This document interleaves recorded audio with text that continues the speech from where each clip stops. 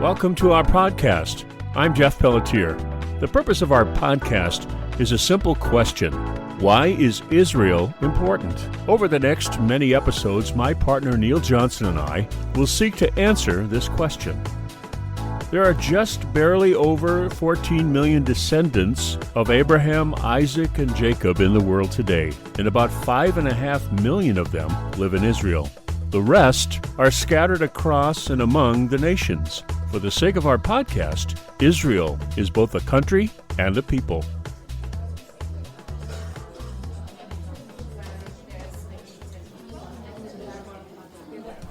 Hello, friends. In the previous episode of Israel, Why is the Middle East Important?, we talked about Moses. Moses is the fourth of 5 people we focus on in our explanation of Israel. Why is the Middle East important?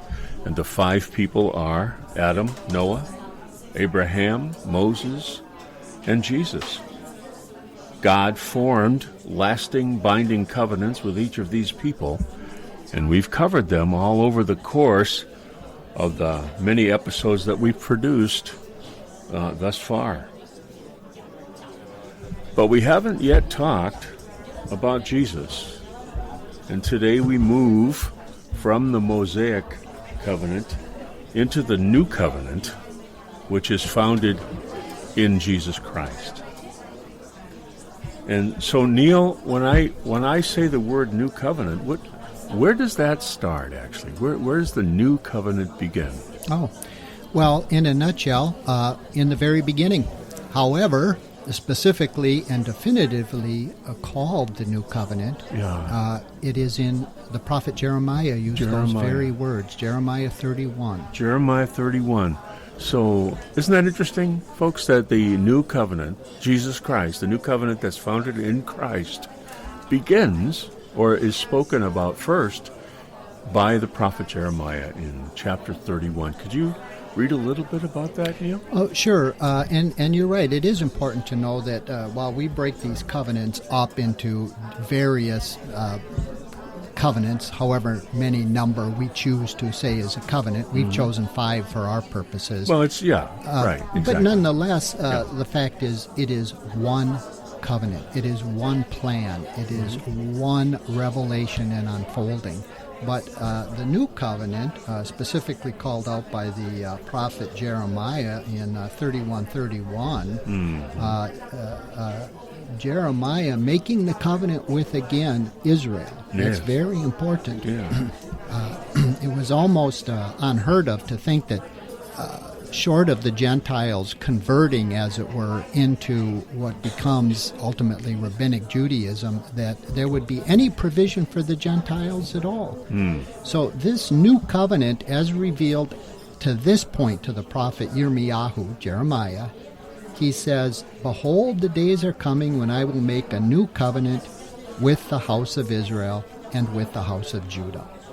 So it's very specific right there that this new covenant, of whom we're going to get to more specifically momentarily, is called out, as you said, by Jeremiah, and specifically called a new covenant as contrasted to the Mosaic Covenant, because he later looks back and says, "It will not be like the covenant I made with their fathers when I took them by the hand out of the land of Egypt." So he's specifically referencing it'll be different than that covenant. And that's the Mosaic Covenant, which begins with the fulfillment of the covenant he made with Abraham, which brought them into the land itself. Correct. Right. So he's saying it won't be like that, but it won't be not like that. That's exactly right. Yeah. Now you're talking like me. You're saying stuff that's hard to follow, but you're exactly right, Jeff. This dual track, even, if you will, if you can think of it that way, is not at odds or in disharmony with the idea of this is all a plan being revealed, going back to the very beginning when man didn't live up to his calling. And from that very moment, as opposed to these fallen entities, of which we've said before there are many and different types, there is no hope, no provision. As a matter of fact, Jeff, just to digress momentarily, some of the extra-biblical writings, Enoch specifically says, they begged and petitioned the Lord for forgiveness as well for their rebellion. At least one of the rebellions. Who knows? Who knows? And the Lord said, no. But King David in the Psalm says, what is man, O Lord, that you are mindful of him? Quite an amazing thing. A lot of times we just take it for granted. Yeah, we fell and God fixed it and we're good to go and on we go. But the enormity is kind of hidden from us. So the idea of this new covenant, Jesus calls it, and Jeremiah calls it a new covenant, is I think said, my opinion, it's said more for us than God is saying it for Himself. In other words, it's really not a new covenant. But if you call it a new covenant, people pay attention, right? It's like, it's a new covenant. Oh, it's a new covenant. Oh, okay, it's a new. So just like with Abraham, there was a covenant. And then with Moses, there was a covenant. And covenants even, right? And Adam and with Noah, right? He made a covenant with Noah after the flood. All these covenants, right? They're all, pause for effect, the same in one particular way. And you've talked to me about this, and we've talked about this, and I want this word to come into our discussion kind of right now, that the whole Bible, there's just one topic. It's the whole book is about redemption. Redemption. That's correct. The whole book is about redemption.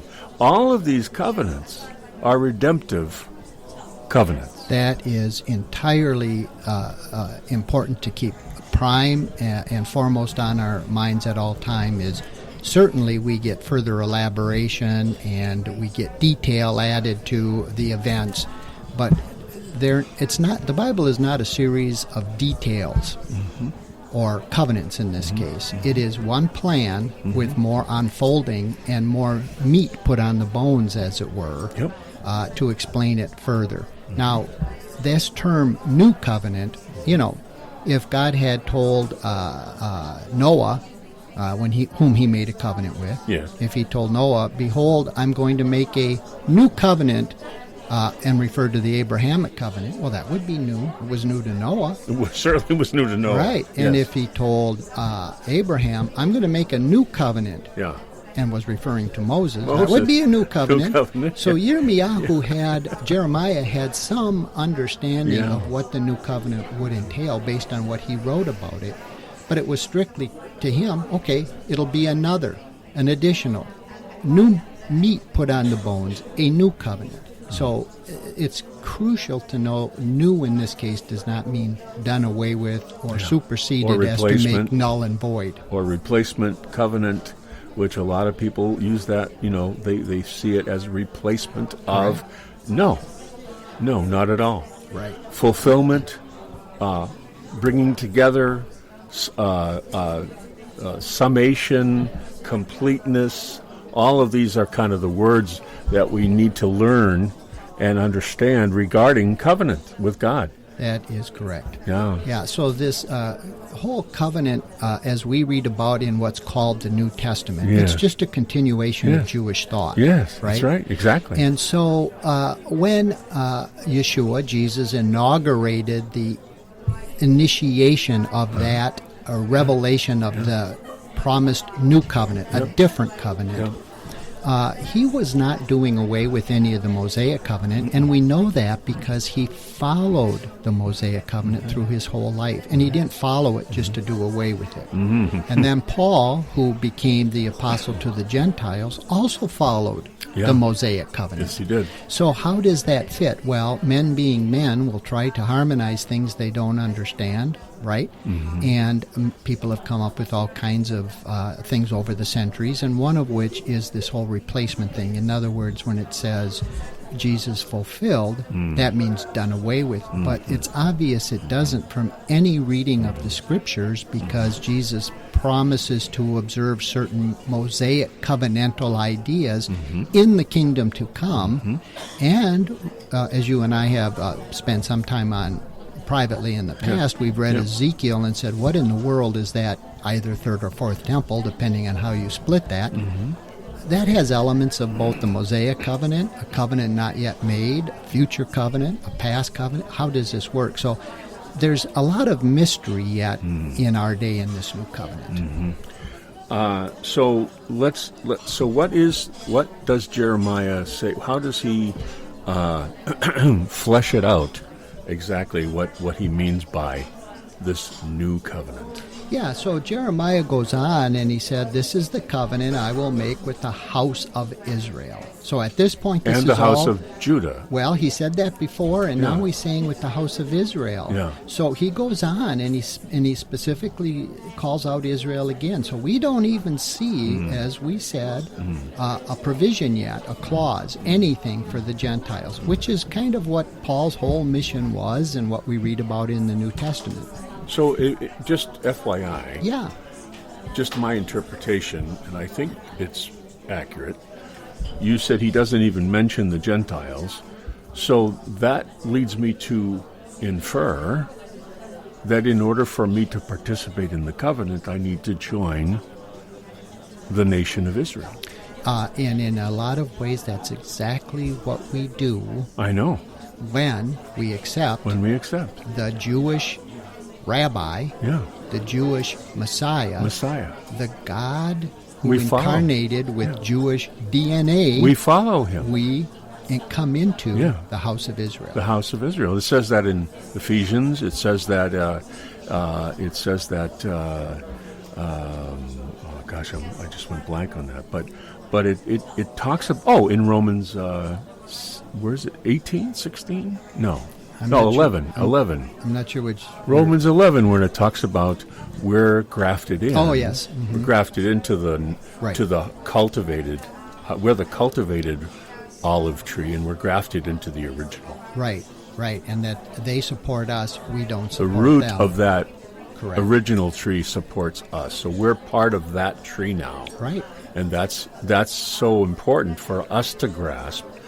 But that original covenant that Jeremiah says implies that that's the case. We must become part of that in order to partake of the covenant, Yeah. of the that's new exactly covenant. right. Yeah. And that's exactly what we agree to do when we say yes to Jesus. And so we see, in other words, that these covenants build upon each other with further elaboration, but they're all part of the one plan. They are not separate and disparate entities on their own, as people tend to read these things sometimes. And that one thing that happens in when all of the covenants, including the new one, including the one with Jesus, is this idea that we must be redeemed. From what, Neil? Well, from destruction, basically. But why do we need redemption? Yeah, well, we can read about at least one episode with Adam in the Adamic or Adamic Covenant. We can read about it there, where the serpent came into the garden, tricked. Seemingly, it certainly not more strongly than implies, but shows that the whole earth was now transferred. Yeah. Things no longer worked well. They don't work quite as well as they were originally designed. No, they and do that not. there would be Everything is constant- flawed now. Correct. And that's a result of the fall. Well, we call that the fall. Right. It seems like there was more than one fall to me. Right. But if we use that terminology idea. of the fall, Yeah. that's exactly what we're redeemed from. As we just said, these various spirits have no hope, and they are at enmity, as the Bible puts it. They are against us. Yep. And we are constrained in this snow globe, as I always call it. You always call it the snow this globe. ant farm. Yep.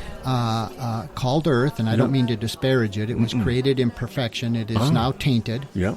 And the powers that rule this, or at least have great authority over this realm and our lives, are very powerful, powerful beings, but have no hope of what only mankind has, redemption. Okay, so the idea, folks, of redemption, that continuous act that God started after Adam and Eve screwed it up, He provided a way. right? He provided a way from the very beginning. From the very beginning, and he started to try to get us to understand this, and that's what's been happening since the beginning. That's right? correct. To get us to understand that apart from Him, apart from God, apart from dwelling with Him and being with Him, we don't stand a chance. There isn't anything we can do to make it work. Right. It's not possible without Him. Right. That's exactly right. And that's the point, right? That's His point to us from the beginning all the way through, showing us that we can't do it. There's no way. And the law proves this, and all the other things prove this. And so the goal is that we get to the end of ourselves and we realize that God is the only way. There's not another way. And He's been trying to show us this since the get-go. And so we need redemption because we don't see it. We can't do it. There is no way. And Jesus ends up at the very end. He's the only way. Yeah. He is the culmination and the provision that's provided for us. Now, in the Mosaic Covenant, which entails a number of things, the rabbis have identified 613 laws, as they call them. This started at Sinai and then throughout the 4 books. This is when Moses first appears, is in Exodus. So we'll say throughout the 4 books, there's further additions and elaborations, but beginning basically with Sinai, not to digress, but there always was the Noahide laws, as we said, of as course. well. But the God at Sinai gives the 10 Commandments, and as many people have pointed out, they are the entirety of the Torah. Okay, everything else is based on those. Is just elaboration and clarification and expansion. So in the Mosaic Covenant, God provided a great many things for Israel's benefit as a people, but also all of our benefits as a people. And He very specifically called out, Moses that is, in the covenants, that there would be this further covenant to come. However, the Mosaic Covenant is inexorably linked and attached to Messiah Jesus. You can't have one without the other. And not just to be done away with, but everything Jesus did and said, He wrapped up and packaged in the context of the Mosaic Covenant. So the Sermon on the Mount in Matthew is an amazing demonstration of this, right? He takes the Mosaic law and he further defines. He further and he's not eliminating at all. Correct. If a man asks you to walk a mile, walk 2. Right. Yeah, no, that's exactly right. And he says, it is written that you do this. Well, I say you do this and this and this. Yeah. I mean, it's not even close to doing away with the Mosaic. No, it's not. And to your point, it's kind of funny because sometimes you'll hear certain Christians say things like, well, I'm not under the law, I'm under grace. Well, Jesus very specifically, when He said things like you just enumerated, He made that law in effect, but also made it harder. Made it harder. Made it harder. So you can't just look at Him as grace. In other words, what a lot of people do is take that word grace and use it for license. Yeah. And I think this is the main reason that nobody preaches the Sermon on the Mount. It's hardly ever preached because it seems so difficult, so impossible. Right. Everybody would just quit. Right. And that is what the New Covenant is, because the Mosaic Covenant, especially now, just focusing on the sacrificial system. See, people, Christians, I'm specifically saying, in many spheres, defame that covenant. I know. They disdain that covenant. And yet this was a grace-filled, divine, merciful placeholder until the manifestation of the perfect could come. In other words, God knew men's hearts. You cannot make it kneel. No. You can't make it. No. So I'm going to provide these sacrifices that, yes, they're not one and done like Jesus. Right. But you will not have to die. You can come before me. You can petition me. You can feel good about yourself. But it required a constant sacrificial Yeah. system. Yeah. That's all. But it Yeah. was merciful. In other words, I could right. sin knowingly or unknowingly, and that's Yes. a key, Yes. right? Right. And I could bring a sacrifice, let's say, Jeff, and say, I'm feeling pretty good, but I'm not sure if what happened that I'm not entirely aware of Right. was a sin. Right. So I'm going to bring this offering. Right. Well, at that very moment, I am forgiven of that sin because that's what the Bible tells us. Yeah. Forgiven of that sin. Yeah. And I immediately can go home with a relieved heart and spirit and mind, and I can come back into God's presence and live among the priesthood of Israel and so on and so forth. So it's a different way of perceiving, well, what is the Mosaic system?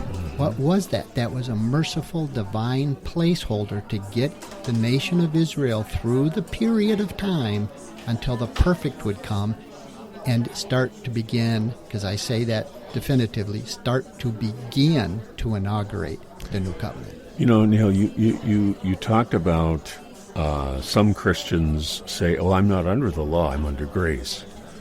Well, folks, the whole thing is grace.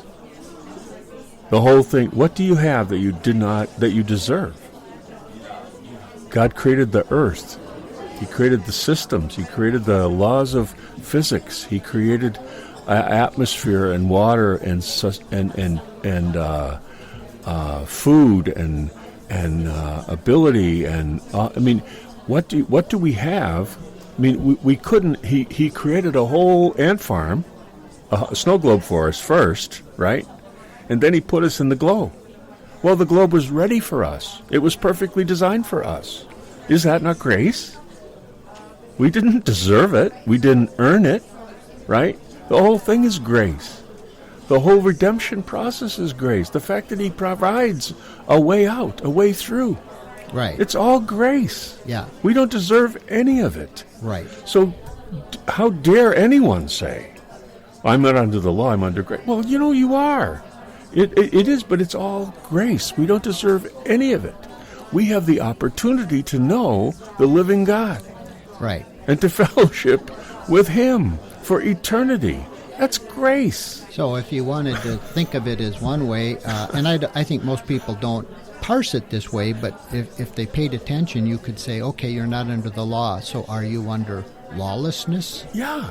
No, we're right, not. Right, exactly. Yeah. So referencing the Mosaic Covenant now, because that was the last covenant with the most meat on it, if you will say, until the perfect came. Yeah. It was such elaboration. Yeah.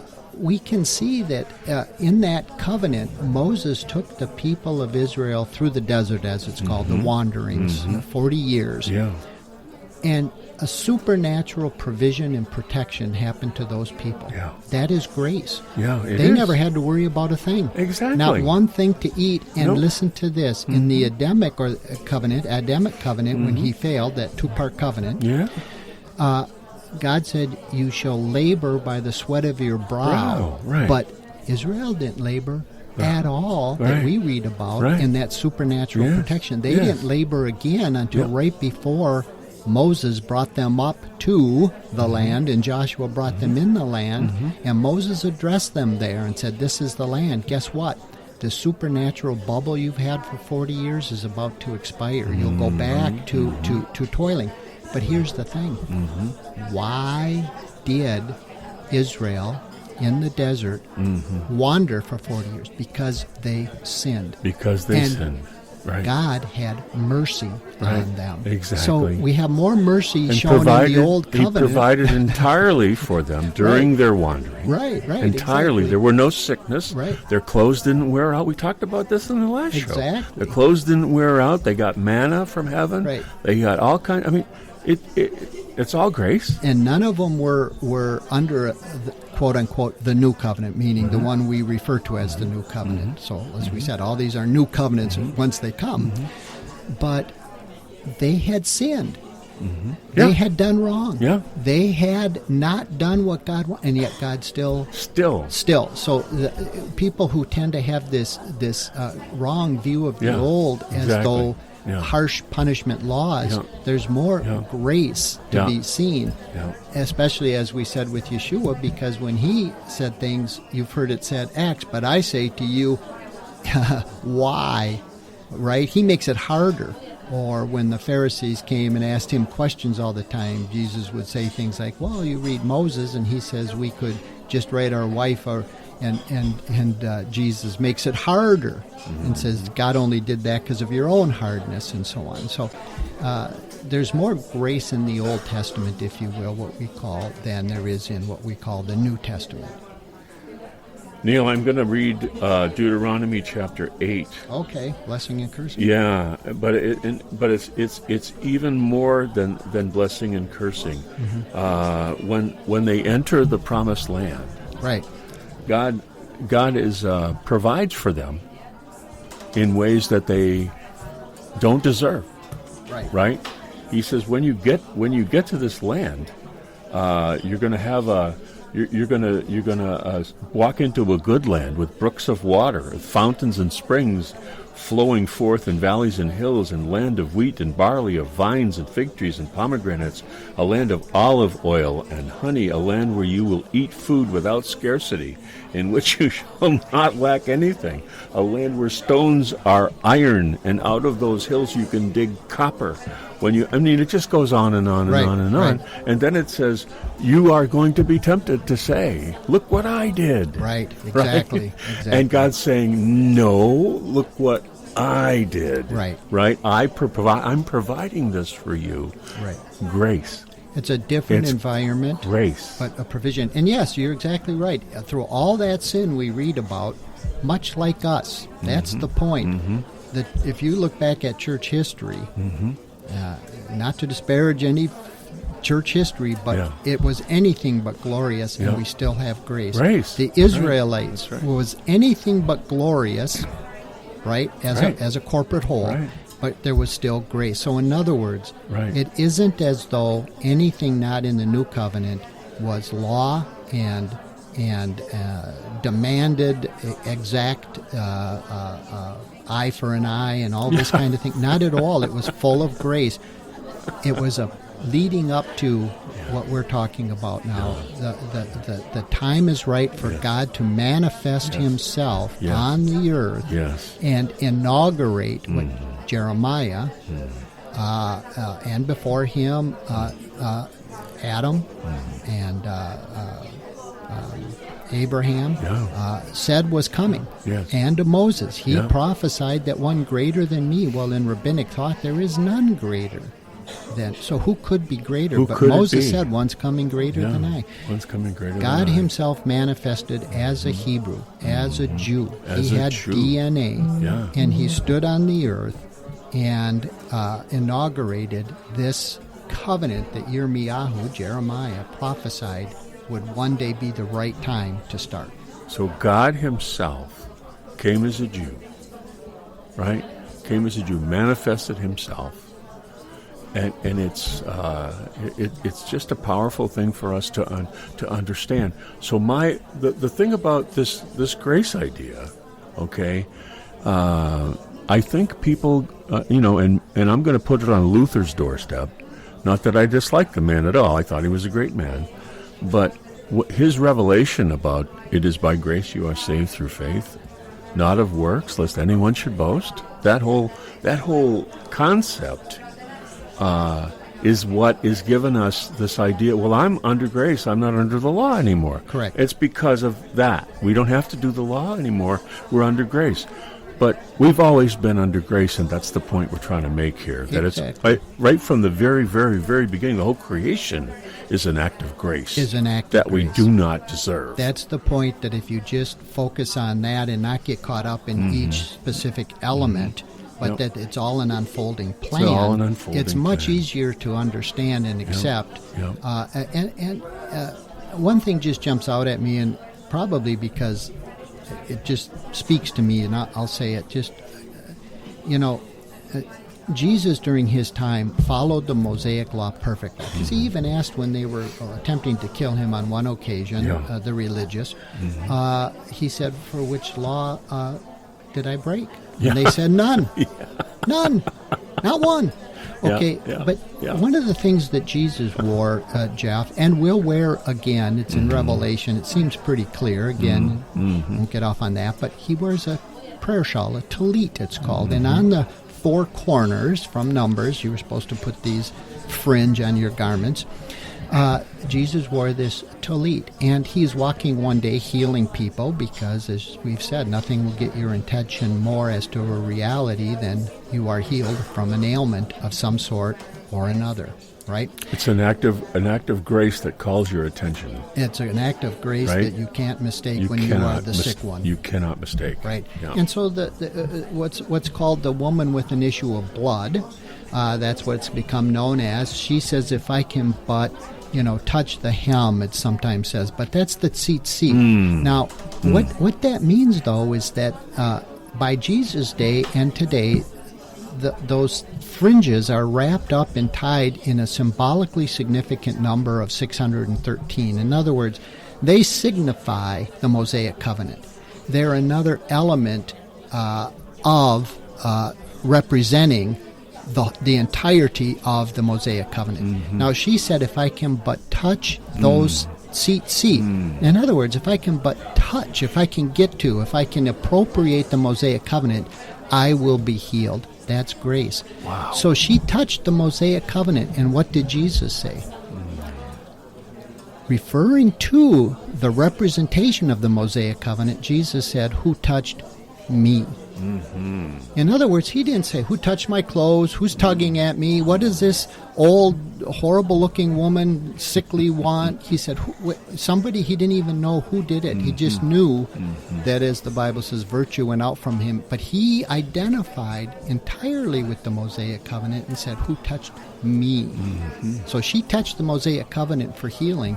And that grace in Jesus, again, as in many other places, aligned himself entirely just in that one act with the grace-filled healing provision of the Mosaic Covenant. Wow. Okay.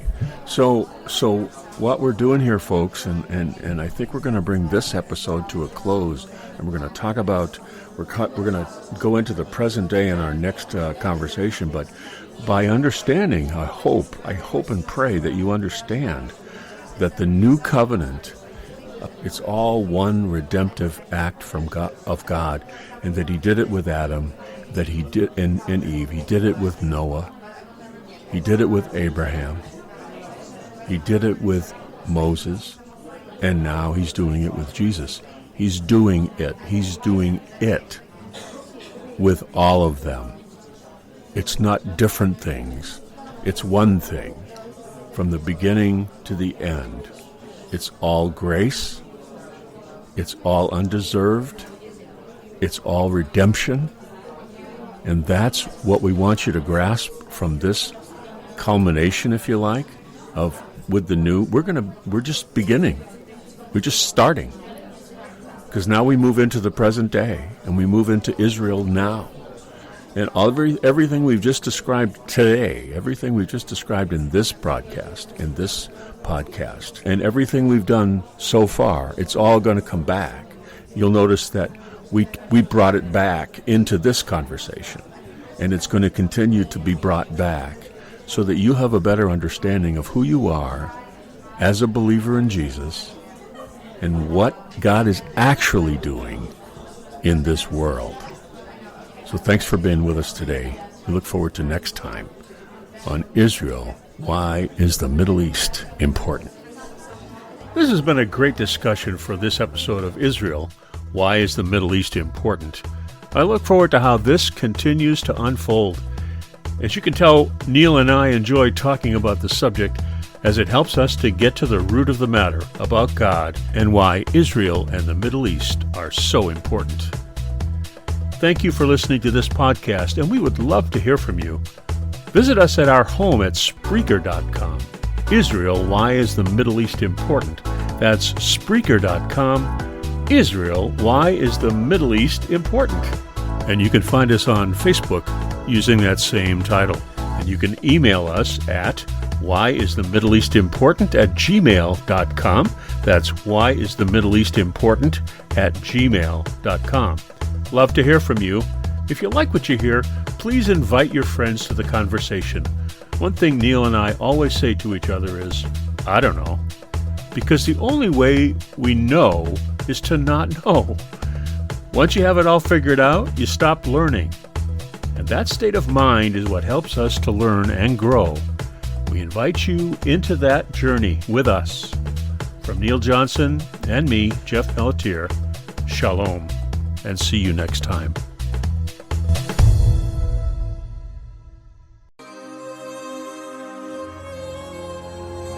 יברכך אדוני וישמרך,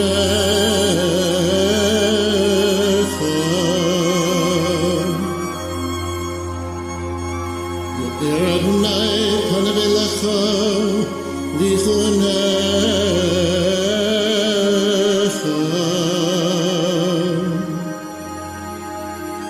שא אדוני